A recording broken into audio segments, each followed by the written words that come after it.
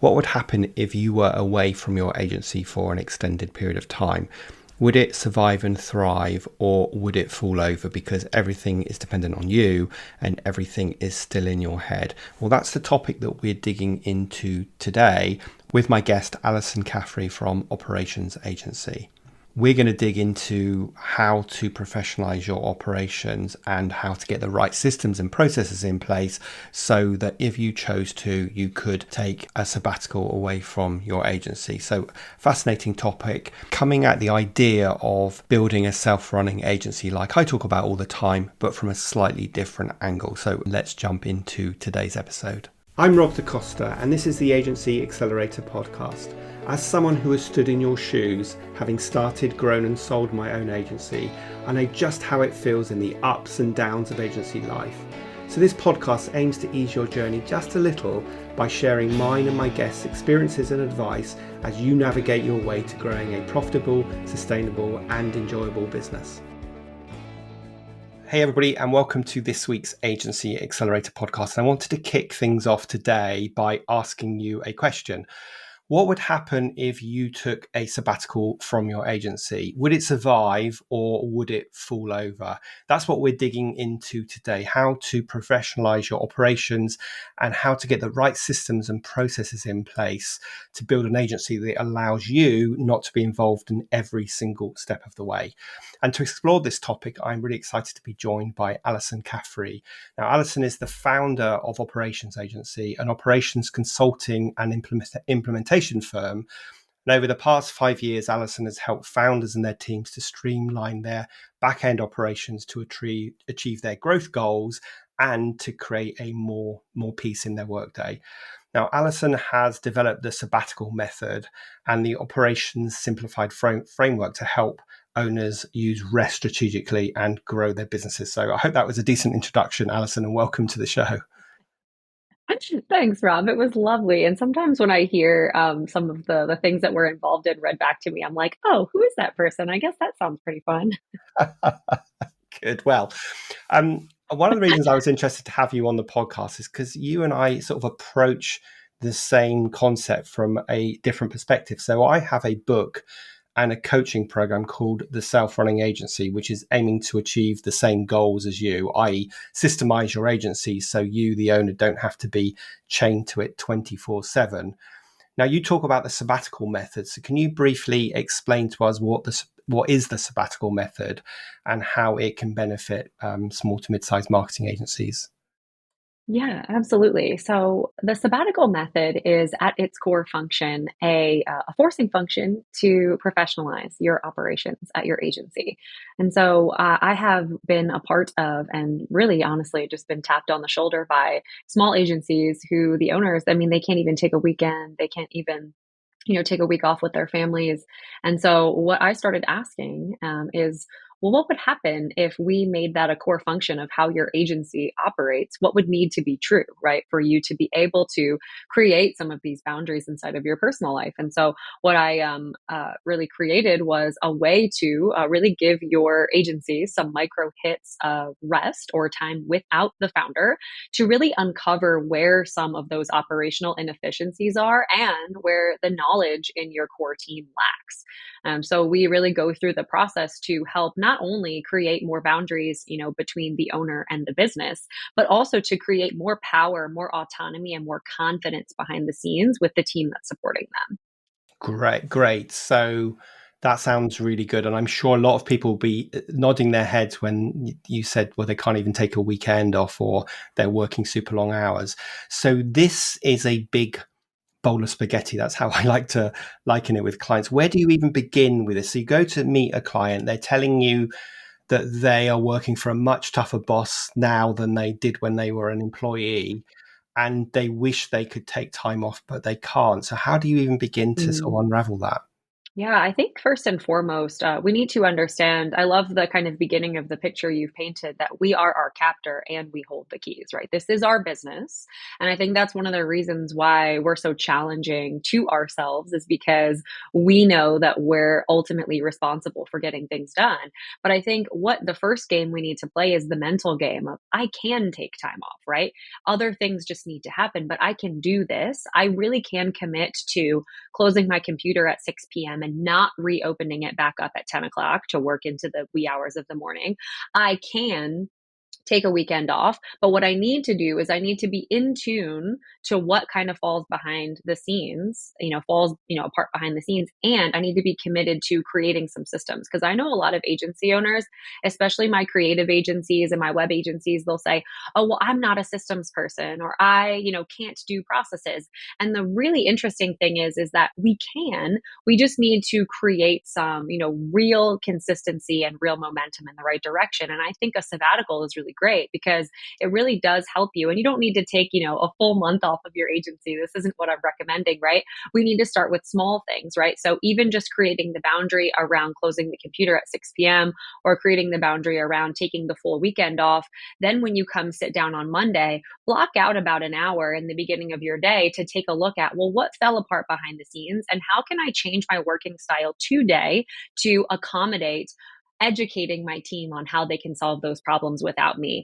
So typically what I'll recommend is just starting to record your screen at this phase, right? If you're in a position where you're a digital agency owner and you have a small team supporting you, one of the best things you can begin doing right away is just recording your screen while you're doing tasks and start to centralize your internal knowledge base so that when you are away and something comes up, maybe there's a client emergency or maybe somebody needs to get onboarded into one of your core services, someone can open up this knowledge base and say, oh, great, I understand how Rob would do that. Now I'm going to go do it. And so it's really, I think, helpful to build that muscle before it needs to exist. I was actually reading something recently that said you need to take a rest. And if you ignore it for too long, it'll usually come at a really inconvenient time.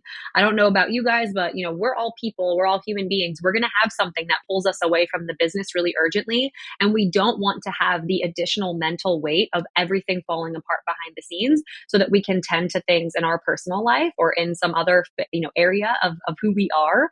And so I think creating some of these systems not only allows you to unleash the power and autonomy of your team, it creates a peaceful work environment behind the scenes. But if we need to deviate our attention to something else, or if we want to focus on a new project, it gives us the opportunity to really embrace that opportunity. So good and so true. And I really like the kind of big context or the big framework of saying taking a sabbatical. And as you say, it doesn't necessarily mean taking a month off. It just means being able to take some time off. And I also like the fact that you're saying, look, we will have to take some time off at some point. So be in control of what's going on in your business rather than panicking because you're being forced to take time off. How do you reconcile? This is something that I see. I think we start our own business for for three reasons. We want control, we want flexibility, and we want freedom. We probably want control because we didn't have it in our past job. But sometimes control and flexibility and freedom are almost at the opposite ends of the scale, aren't they? So I think by definition, entrepreneurs and agency owners are quite controlling people. So I guess, do you start with their mindset before you even start trying to tackle any of the actual physical the systems that they might need to document? Yeah, I think one of the biggest things I tackle with especially my small agency owners, because they're usually involved in a lot of the behind the scenes work. Their name is tied to a lot of the outcomes that they're getting with their clients. Sometimes their clients are texting and calling them, and they're the main point of contact, right?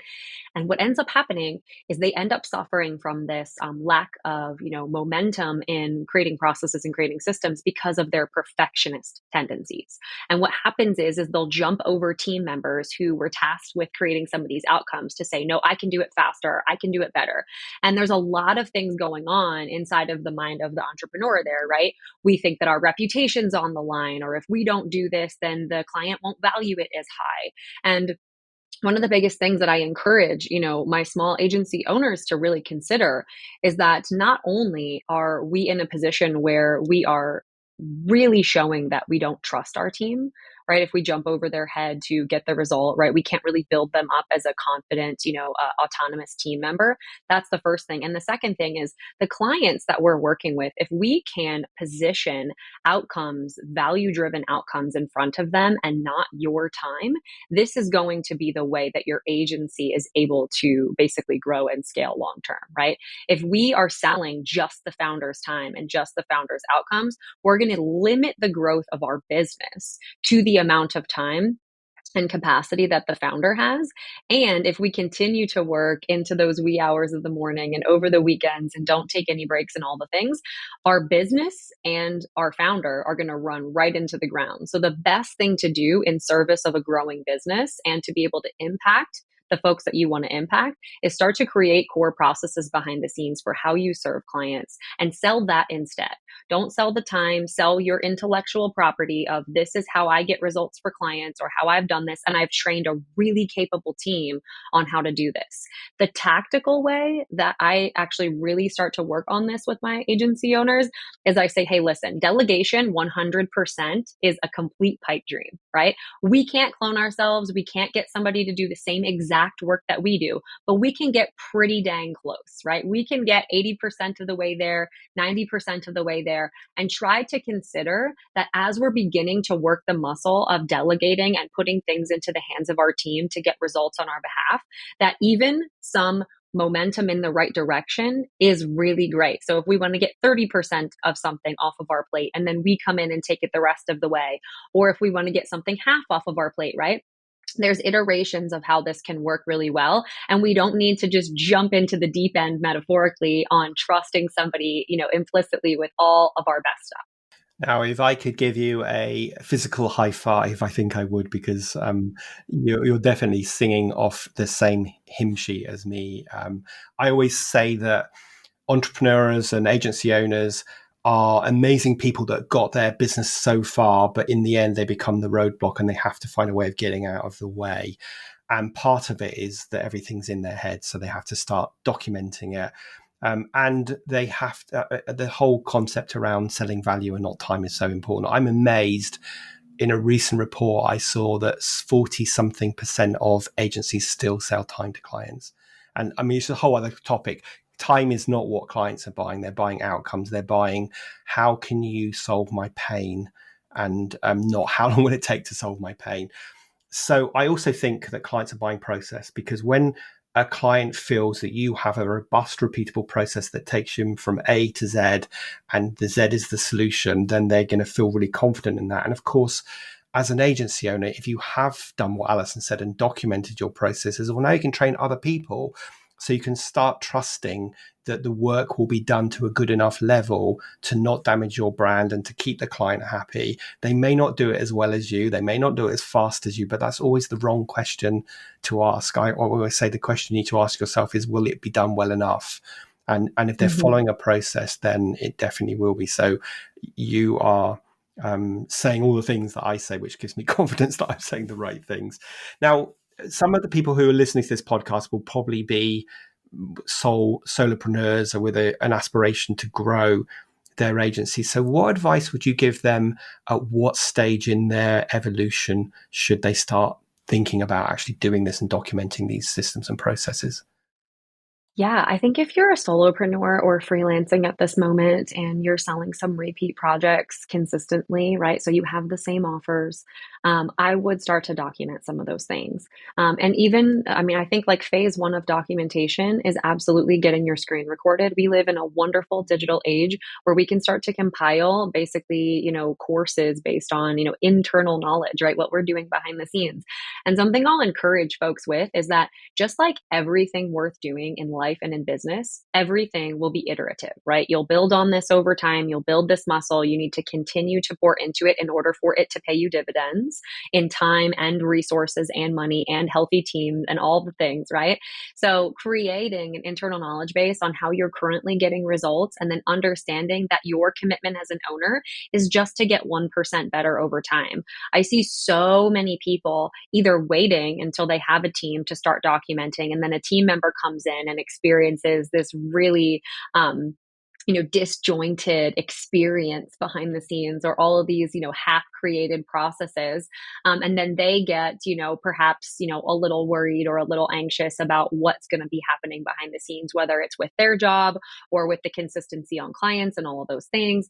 So what I typically recommend is, in the beginning, as you're creating some repeat projects, right? If you've done 4 or 5 websites, document the fifth one, right? Say, hey, listen, I typically do websites. Here's how I typically do them. Don't know if it's going to be forever. Don't know who's going to come in and help me, but at least I have the baseline process for how this is working right now to be able to start offloading it. And I think that, especially when you invite a new team member, or if you decide to subcontract, portions of the website build out, for example, you can be really confident that you can be ROI positive a little bit faster on that account, because it'll take your time, which is natively more expensive than somebody watching like a quick boom video on how you do something, right? And then you can meet with that person and just discuss some of the high level, changes or nuances, right? Instead of kind of being in the weeds of walking somebody through something. I think that's one of the big reasons why agency owners don't delegate, is because they're like, well, if I have to walk somebody through this, I might as well just do it myself. But instead, if you are doing it yourself and you just prepare, now you have a video, you see somebody for $30 an hour who can do some of the baseline administrative setup. Now you have a video you can send them, you can get them off on their way, and then you can go close another website project, right? So then we can start to build some of that momentum. Yeah. So, guys, Loom, Loom, I think .com is your friend here, because that is a great screen recording tool that you can use for free, or you can use a pretty low cost paid version. And I use that all the time. So, I just want to share a couple of stories to highlight what you're saying, Alyson. So, first of all, personal story for me is, I mean, fundamentally, I'm a one person business, but I have a team of VAs that I work with and a few other people. And I failed spectacularly to find a VA that was successful with me until I realized I needed to start documenting exactly what I did and then give them a step-by-step process to follow. And so with the team I've been working with now for a couple of years, we literally have standard operating procedures for absolutely everything, from simple things like reconfirming this podcast interview to more complex things such as editing and the production of this of this podcast.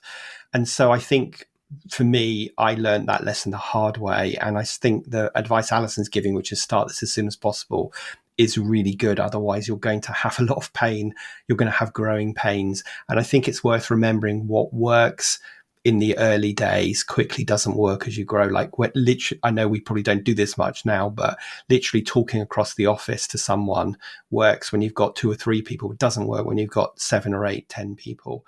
And the other thing I wanted to say, I'm not going to name the name, but I worked with an agency, and this sounds crazy, but it's true, who were about a 15-person agency, and they had account teams. So they had 3 or 4 account teams made up of an account director, account manager, and a couple of account execs. And because the account directors all came from different places, they all did things their own way. So each account team did their client management in a different way, did their reporting in a different way, did their media outreach in a different way. And it was chaos. And I can't believe that they got to that point. And it was very, very, very, very difficult to untangle that and like retrospectively fix it. Whereas if they'd have fixed it when they had one account team and they'd have created these recordings and these videos and then said, this is how we do it, it would have been a lot easier, right? It would be so much easier to scale. Yeah, it's really tough to, I mean, just like, if you consider, a small savings account, right? If you're continuously putting, savings aside and adding to that account, and then you can tap into it when you need it, right? That's kind of like what operations is for a business, right? You don't want to be in a position where you really need access to systems and then you're in a deficit because you've just gone so long without contributing to that account, right? And so my thought process is that, like, it's not, I don't think, operating out of fear or creating things out of fear. It's basically just pouring another level of concrete on a really solid foundation so that when it comes time to launch, you don't just blow the whole thing up, right? I think a lot of agency owners have to say no to opportunities, including closing new business and, solving some of the revenue problems that they're having as they're growing and scaling, right? We have to say no sometimes because we know that the team and the systems can't support some of the growth that we really want. And I think a lot of us, if we're honest with ourselves, we know that we don't have a problem generating new business or a problem fulfilling and all of those things. We really just have a systems problem. And it's a really confronting, I think, experience because you kind of have to pull back the curtain and say, like, okay, we're doing things a little bit wrong behind the scenes. But I think if we have the confidence and the bravery to be able to say, okay, this isn't about me. It's not about the team. It's not about how we've been doing things. It's just about committing to be better, moving forward. I think we all can get behind and get on the same page because I've worked with agencies probably about the same size as the one you were mentioning, Rob, like literally 15, 20 employees. And, you pull the curtain back. And one time I was actually working with an agency of this particular size. We pulled the curtain back. We took a look at their subcontractors, their employees, and everyone who was kind of involved inside of their fulfillment. And we did a quick run on the numbers. They were also billing for time. And we came back at 130% utilized. So overutilized for the entire year so far. And so it's really confronting because I think as agency owners and as business owners, sometimes as you're ignoring the numbers, you're really saying, like, I know this is bad. I just don't want to know how bad. And then until you reconcile with what's going on behind the scenes, like when I was talking with this particular owner, he's like, I don't know how I'm going to go back and ask these clients to pay us for the time that we've been spending. And so in this case, right, he's got to rework pretty much his entire offer, and take a look behind the scenes at what's even involved. So we started looking at some operational efficiency points for him. And we've been able to get him down to right on utilize because we took a look at some of the systems behind the scenes. We noticed that there was a lot of extra time being spent in particular areas of the business. And so I think, again, it's an opportunity, right? It's an opportunity to take home more profit. It's an opportunity to be really clear with your team, but we have to face the really uncomfortable truth that perhaps we've been ignoring this for a little bit too long. But it's only a short time. Let me just say, only a short time. A lot of the agencies that I've worked with who have really been understanding and want to know the truth around some of the things that they've kind of been ignoring, I've only seen really positive things begin happening behind the scenes with the team, with their clients, and kind of just again creating that more peaceful behind the scenes experience. Yeah, so true. I think you just need to heed the warning and the advice that Alyson's giving you here, because businesses get to certain sizes and then they bash their heads against a brick wall. And in order to get over that brick wall, they have to invest in certain things. And the investment can be systems and processes. It can be people. It can be skills.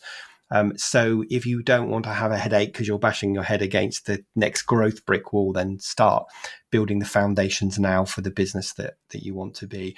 I use this term a lot. I see a lot of my clients stuck on the client service hamster wheel of doom because they're not efficient and they feel like the only way they can keep their clients happy is by over servicing and being at their beck and call and saying yes. And of course, that creates a very stressed business, and it means a business that can never take a pause and invest in what we're talking about today. But nothing will change unless you make some changes. So it's just super important advice. I think you've answered this question a bit already, but how do agency owners strike the balance between kind of keeping an overall strategic oversight of what's going on in the business and with their teams, and also letting go and getting the teams to be more autonomous because we're now following these processes? Yeah, I think being really numbers and metrics driven is the key here. Personally, it's mine, and I know that a lot of my agency owners share in this like data analysis excitement, right? I think creating, an internal knowledge base and an understanding of how we get things done, what's really, really expected there, layering in some consistencies around how we're running projects, right? So this is what's involved. Here's the timeline. Here's how we start up a project. Here's how we close out a project. So I call that project management rules of engagement. And then the third really big piece is obviously data to kind of oversee how all of those things are going. A lot of my agency owners will come to me and they'll say, how do I ensure that my team is following my processes? Do we take a look at how many times the documents were open? And I'm like, no. We don't. Because do we really care how often our team refers back to our SOPs if we have a key performance indicator that tells us that this thing is running well? As long as that number is within scope, we're good to go, right? So I usually will internally create a handful of metrics per department that really tell us like how things are going. I always say that finances tell us the truth and operational key performance indicators tell us the narrative in between the truths, right?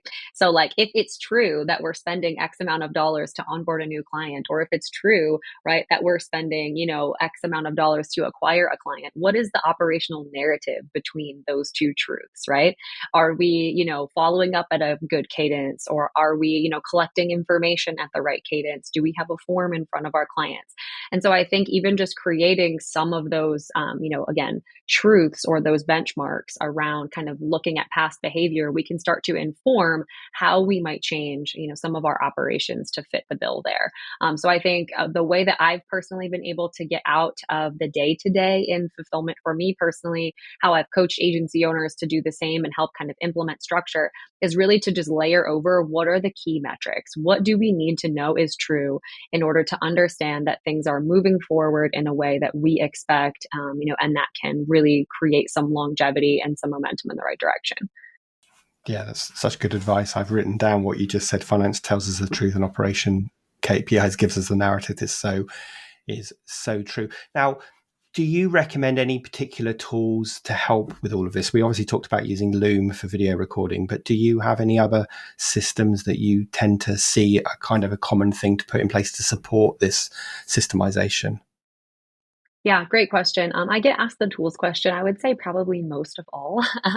I think a lot of folks think that having a project management tool or having some sort of central knowledge base is going to be the ticket to, why, things feel a little bit all over the place. I think that the best project management system is the one that you'll actually use. A lot of them do a lot of the same things. So I think committing to having one, to putting your projects in there, and really creating, like I said before, some rules of engagement around those. How do we set them up consistently? How are we checking them consistently? How are we, archiving them and doing kind of a recap of how everything went. Even just having those couple administrative milestones in place is going to be a huge amplifier for any piece of technology that you actually use. And then I love Google. I think Google is, first of all, free. Second of all, you can create some of the parameters and some of the permissions through shared drives around centralizing your documentation. I've run my business with my SOPs on Google Sheets, coming up on 6 years now here in the fall. And I've helped businesses do the same thing. Really what we need to train our team to do in terms of like internal knowledge base compilation is we need to train them to go there, right? So the managers and the leadership need to be kicking people back and saying, hey, listen, you need to go find this, and ask me any questions that you have after you've reviewed this. So that muscle needs to be built. And the team needs to see the information as useful. It needs to help them solve a problem. So it needs to be accurate. It needs to be easy to find. And then once the internal knowledge base, let's just say in a Google Sheet, for example, is compiled, then we can start to audition pieces of technology that fit the needs of the knowledge base, right? Versus pigeonholing ourselves into how some software developer thought that maybe it should be organized, right? And actually organize it based on how we want to use it. So I think technology is a really huge amplifier, right? If you're in a position where you have consistent projects or you have a knowledge base, it can really help the user experience of finding things and whatnot. But first and foremost, the content needs to be created. So I always love to say in that a short version of that answer is I'm typically tech agnostic, and a lot of agency owners. I have an AppSumo subscription. I love me some new shiny new technology. However, a lot of my agency owners definitely Me laugh too. whenever I say I whenever know. I say that. Me too. I really like that answer. I'm glad I asked you that question, even if it's a very common question, because I think a lot of people think technology is the solution, and it's not the solution. It's the sort of enabler to be more efficient once you've figured out the content. So I think that's a great answer, that if you're thinking the technology is going to be the solution, you're probably going to be disappointed, and you're probably going to be spending money on a piece of clunky software that doesn't actually help you because you haven't got the other pieces right, first of all. Before we wrap this up, I'm just going to put you on the spot for a second, really. Is there any other bits of advice you share with the audience that I haven't covered with you in the questions I've asked? Yeah, a lot of folks, I think, wait until they're not busy to get started creating systems. They're like, oh, well, we're just in a season of being super busy and we're not going to do this because we need a couple of extra hours or whatever. My recommendation, use Loom.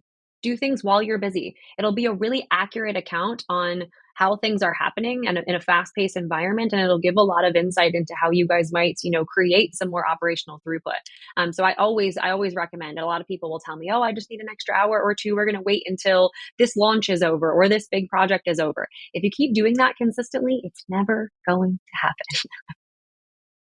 happen.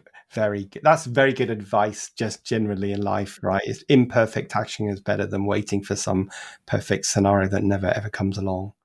So such so good, and I could spend another hour with you talking about all of this. I know the audience will find it useful, but I'm conscious that we're about to hit our half hour. So let me ask you the question I ask all of my guests, which is, if you could go back in time and give your younger self just starting out in business a piece of advice, what would it be? Yeah, great question. So I would consider that there are multiple facets of running a business. And I think a lot of us, when we begin, we only do what we're really great at because that's what we think will lead us to the fastest growth point. And what I personally did, and what I've seen business owners do all the time, is they only do the things that they're good at, full force for a while, and then they have to completely halt and then focus on another thing. And so it's very disjointed, the amount of effort that we're giving in each direction. I think that what I would have done if I went and did this over again, and I've seen lots of serial entrepreneurs do this, is they'll invest an equal amount in every single facet of running the business and really train the business to compound over time based on, a smaller level of input, right? I always see this, and you mentioned the hamster wheel earlier, and I feel like this, right, with the kind of those feast or famine months within agencies, right? Like you can tell based on looking at revenue trends when the agency owner is hounding down sales and doing lots of outbound and doing all these other things, and then when they pivot to focus on fulfillment. And I think having a timeline that's a little bit more consistent in a service-based business is something that I would personally do moving forward, because I remember when I had my first son, I'd had my business for about 2.5 years, and I was in a position where, I mean, I'm the ops person, right? I was definitely in a position where I was working a lot more in certain areas of my business than I thought. And so it was definitely confronting. And if I could go back, I would probably do that a bit differently. Yeah, I always say that when you run a business, you have to be a great juggler, and you have to be able to do the thing that you do, which is what we're all good at. But you also have to be good at planning for the future of your business. So that's business development, marketing, and planning. And you also have to be good at running a business. So that's, cash flow and, all of that kind of systems and processes and HR and all that stuff. And obviously we're not Mhm. always good at those three. And I think that's one of the reasons why so many businesses fail in their first year. Let me ask you this question as well, a bit tongue in cheek. Do you think your younger self would listen to you? No. And that's something I think I've developed as well in terms of being an owner and a leader, is that I think I've experienced a lot of owner leaders, especially when they consider themselves experts in a particular arena. They will stop learning other people's perspectives or other, forward thinking um, you know, topics based on the fact that they just think that they're experts. And so that was a very confronting moment for me when I became a mom, and I physically had to take less time inside of my business and dedicate some more to my family. It became something where I said, okay, I have an opinion on this, an opinion that helps a lot of good people, but if I'm constantly learning and constantly sharpening my axe and constantly becoming better, I need to understand that I don't know everything all the time. And I think that my mind has become much more open, both as a business owner and as a leader, to say, I understand what today's best tactics are, but I'm committed to learning more about this topic. So people that work with me 3 years from now will hopefully understand better information because I committed to be a lifelong learner. I think that's something that past me might have been a little bit more like, well, no, I'm the expert and this is my opinion on the matter. Now I'm a little bit more open to what I feel like I can learn versus what I already Fantastic. So true. know. I think we have to be a bit arrogant when we're starting our business because we have to be confident that we can be successful. But it's. I often think, would I listen to any of this advice? And probably not, for the same reasons. So, Alyson, I just want to wrap this up by saying, if people wanted to find out more about you, the sabbatical method, and your business, where would they go? Yeah, head over to operationsagency.com. I have a lot of really fun resources there, including our blog and including our sabbatical method toolkit. It's basically a free bank of resources where folks can kind of follow along with some of the key activities we talked about today, like recording your screen and making sure your knowledge base is centralized. I'm also on the socials at Operations Agency. If you want to take a look at some of the content that we're producing, I have a cool YouTube channel called 3 Minute Ops Tips, where I give some prohibitively quick information about how you can streamline elements of your service business. But yeah, I really enjoyed chatting, Rob. This was such a fun conversation. Yeah, thank you. I will make sure that we share all of those links in the show notes. I'm sure people will want to head over there. I'm going to go over and head over to the YouTube channel and watch some 3 minute bite-sized videos. That sounds great. But just want to say a big thank you for giving up your time and sharing your wisdom with us today. Oh, of course. It was such a pleasure. I'm really excited to share some of these tactics as I know they will improve the lives of agency owners, all over the world. Absolutely. Thank you.